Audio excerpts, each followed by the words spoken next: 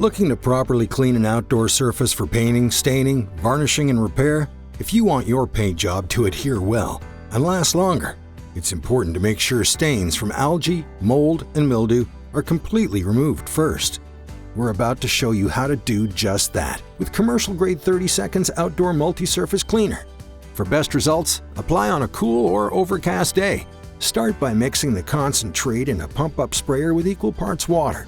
Next, generously saturate the dry surface with even coverage. Poor saturation may result in blotchy, uneven cleaning. Porous and heavily stained surfaces will need extra cleaner and soak time. Follow the directions on the bottle for the proper duration. Before rinsing, use a brush or broom to agitate the surface and break up stains. Then, simply rinse away dirt and grime with your garden hose.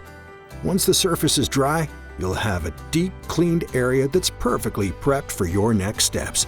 Outdoor Multi-Surface Cleaner is excellent to use on a variety of outdoor surfaces: wood, vinyl, metal, concrete, and more.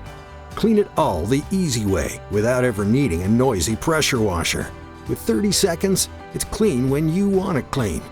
Click here for more information or to find out where you can purchase 30 Seconds Cleaners.